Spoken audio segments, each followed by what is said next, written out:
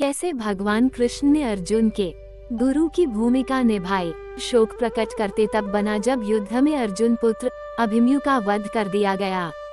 चक्रव्यूह के रूप में एक सामरिक चाल चलकर कौरवों के खेमे के सभी मुख्य योद्धाओं ने मिल अभिमन्यु का वध कर दिया था।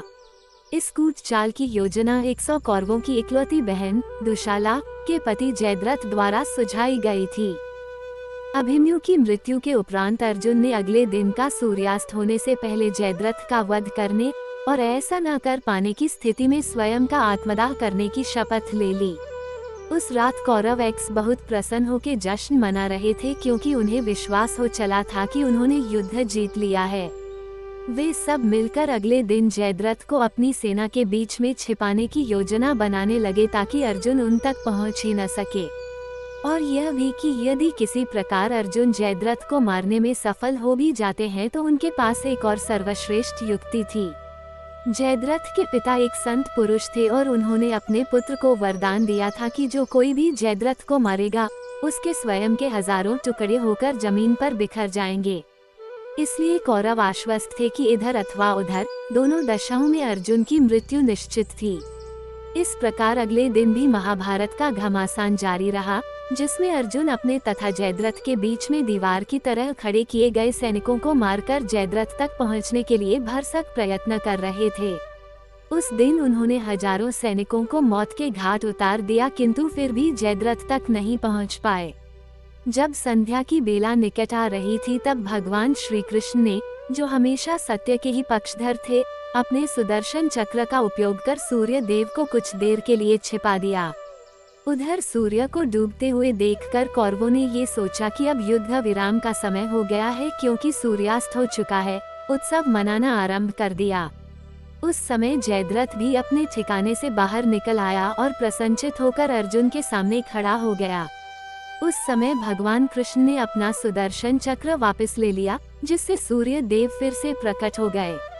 ये जानकर कि अभी सूर्यास्त नहीं हुआ था और उस दिन का युद्ध विराम नहीं हुआ था, जयद्रथ भयभीत होकर अपने शिविर की ओर वापस भागने लगा। अर्जुन उसी समय अपना धनुष बाण निकालकर जयद्रथ को मारने ही वाला था कि भगवान श्री कृष्ण ने उनका हाथ पकड़ लिया। उन्होंने अर्जुन को निर्देश दिया कि जयद्रथ का शीश इस प्रकार उड़ाओ कि वह कटकर उनके ही पिता की गोदी में जाकर गिरे। अर्जुन ने निशाना लगाकर अपना तीर छोड़ दिया। उस तीर के वार से जयद्रथ का सिर धड़ से अलग हो गया। उस वार की शक्ति इतनी तीव्र थी कि उसका शीश उड़कर युद्ध भूमि से मीलों दूर जाकर ठीक उसके ही पिता वृद्धक्षत्र की गोद में गिरा।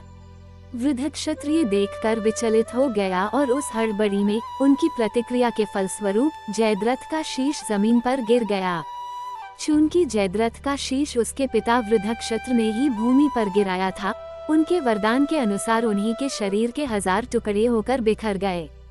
इस कहानी के अनुसार भगवान कृष्ण ने अर्जुन के गुरु की भूमिका निभाई। अर्जुन ने जिस लक्ष्य को लेकर शपथ ली थी वह कार्य लगभग असंभव ही था। इसमें समय सीमा तथा ज्ञान की बाधाओं के साथ साथ अर्जुन के शत्रु की रक्षा करने वाली एक शक्ति भी थी। किंतु भगवान कृष्ण ने एक गुरु के रूप में अर्जुन को उत्तम सलाह दी, जिसके परिणाम स्वरूप उन्होंने न केवल अर्जुन को निश्चित मृत्यु से बचाया, अपितु उनके द्वारा ली गई शपथ को भी पूर्ण करवाया। हमारे जीवन में भी यह गुरु का ज्ञान और आशीर्वाद ही होता है जो हमें उन सब असंभव प्रतीत होने वाली दुर्गम परिस्थितियों से पार पाने में सहायता करता है, जो भाग्य हमारे सामने चुनौती के रूप में लाता रहता है। सुख और दुख जीवन रूपी सिक्के के दो पक्ष हैं जिनसे हम बच नहीं सकते, परंतु अपने गुरु अथवा अपने इष्ट, जिसको हम मानते हैं, की कृपा से हम मार्ग में आने वाली रुकावटों से अधिक प्रभावित हुए बिना अपना जीवन अधिक संतुलित ढंग से जी सकते हैं।